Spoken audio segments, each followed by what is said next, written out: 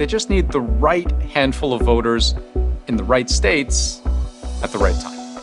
You look at Springfield, Ohio. You look at Aurora in Colorado.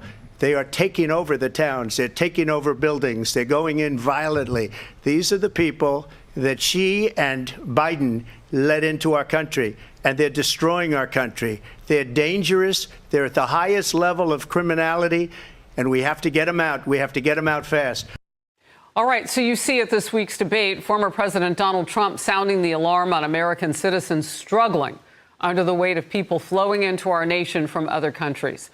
One city in particular, Springfield, Ohio, is in the national spotlight right now over the massive spike of Haitian migrants, some 15,000 who have arrived under the Biden-Harris Temporary Protected Status Program, or TPS. That makes them, through the program, legally here. What's going on? Tim Avery here with Visual Testaments. Hey, I wanted to show you guys something because it's something that I've been kind of chewing on, and I just can't help but think that there's something more to this migration stuff, because I've been watching all this stuff that's happening in Springfield, Ohio, with all these immigrants coming in, you know, and them getting temporary protective status. And then there's other news outlets, which I'm going to show here in a little while, that they're talking about that these migrants are also getting jobs in this area. And at face value, that doesn't sound wrong, but the type of jobs that these guys are getting is concerning, because the jobs that they are getting and advocating for to get is police officers, like to become a police officer. Can you imagine a migrant person having a position as a police officer in some of these cities? Now, that's concerning. This is a program that the Harris-Biden regime have stood up, implemented, and are now setting up across the country. And just to give you some perspective about why this is so critical, that we're pointing out that this is an authorized legal program under this administration, it's that they're not just putting them in schools and putting more pressure on all the healthcare systems and community services. There are cities, and this is so scary. They are not only giving them these services, they're now giving them jobs as law enforcement officers. That is why I had to drop a bill last week, the Citizen-Only Policing Act, because they are now allowing people under these programs to serve as gun-carrying sworn officers of the law. Keep in mind, these people are in the country illegally.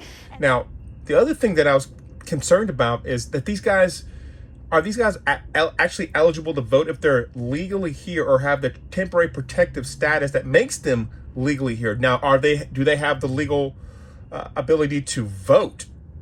Does that make them citizens? And I think that's why they're pushing so much for this where people don't have to have an ID. And I think that's why the Republicans are pushing so hard to ensure that there are policies in place to where somebody's actually a citizen of the United States of America are the ones that are voting, because there have been instances last year, and they're finding now in certain areas, especially like in Georgia and Arizona and some other parts of the country, that these citizens weren't really vetted to the point where they were actually citizens, especially if they got their voter registration card prior to 1996. They didn't have to show proof of residency to get their driver's license, but now past 2008 or 9, you know, these guys are now, they go through the process of having to prove that they are U.S. citizens. And so, but I do want us to, as American people, to chew on this. And if it comes to a point where they allow us to vote on who can actually vote in our next election, I want you guys to consider this.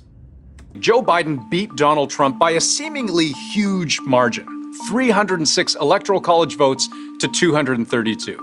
But let me show you how shaky that lead really was. 16 of those votes in Georgia that went to Biden, look how that race went. 2.47 million to 2.46 million. That's a difference of just 11,779 votes. Meaning, if half that number, 5,890 people, switched from Biden to Trump, all 16 of those electoral college votes would have gone to Trump as well. And this gets crazier. Arizona was similar, razor-thin margins. Biden won by 10,457 votes. So, if 5,229 of those people decided to change their mind, Trump would have taken all of Arizona's 11 electoral college votes. Finally, look at Wisconsin. Biden won by almost 21,000 votes. If 10,342 Biden supporters changed their votes to Trump, Wisconsin's 10 electoral college votes would have gone to Trump as well. So if those margins were so razor thin, I want you to think about this. What would stop a Democratic Party from bringing in voters, give them temporary protective status, give them a job, give them residency, and if that would qualify for them to get a voter registration card because they have a residence, they have a job, they have an opportunity to prove that they are U.S. citizens so that they can vote.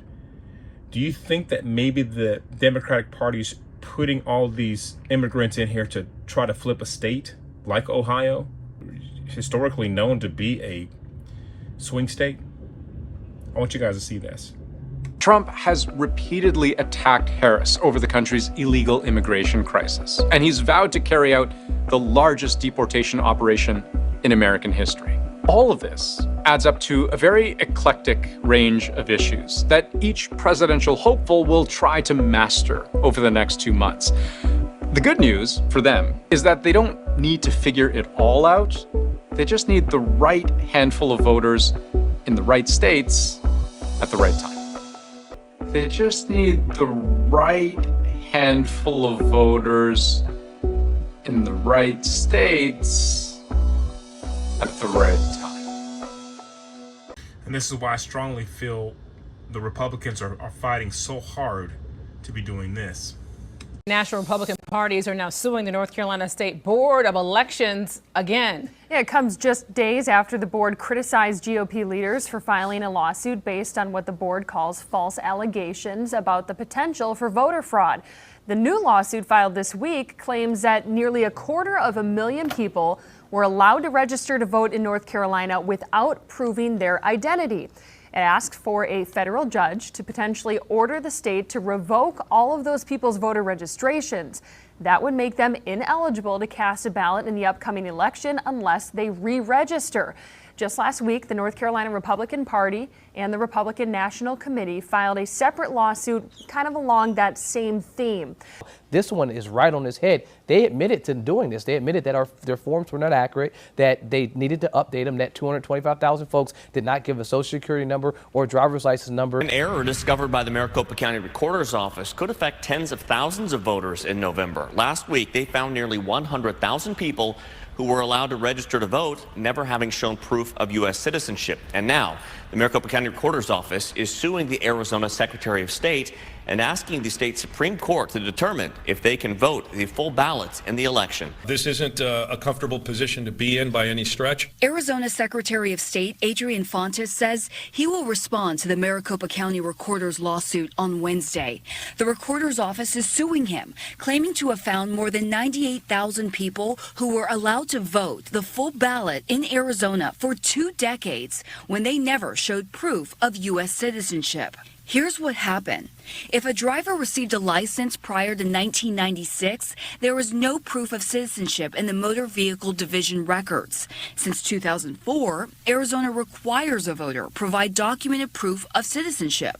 So if a driver with an older license registers to vote, the MVD thinks they have proof of citizenship in the system and allows them to vote a full ballot. Keep in mind, the recorder says the majority of these voters are most likely U.S. citizens. They just don't have documented proof.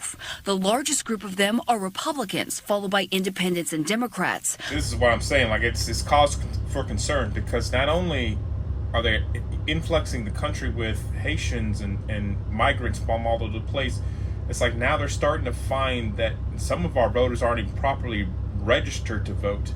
Maricopa County, a large proportion of those 100,000 people are Republicans. That's crazy.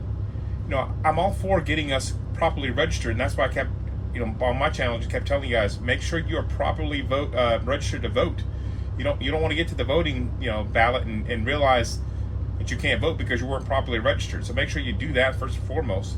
But listen to this though. Speaker Mike Johnson is now going forward, pushing hard to include a measure requiring proof of citizenship to vote in a bill to prevent a government shutdown.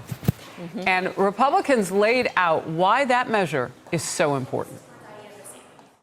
I want any member of Congress in either party to explain to the American people why we should not ensure that only U.S. citizens are voting in U.S. elections. If Americans are going to remain in control of their own government, for heaven's sakes, we should let only Americans vote in our elections. Thank you.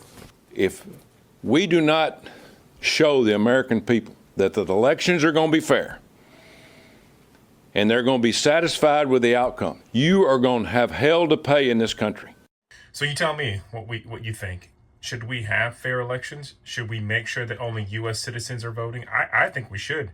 I don't think anybody who's not a U.S. citizen should be eligible to vote, regardless of what status some administration allows them in. So comment in the comments below. Tell me what you think.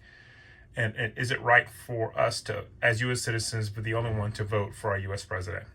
I'm out for right now. Bye, guys.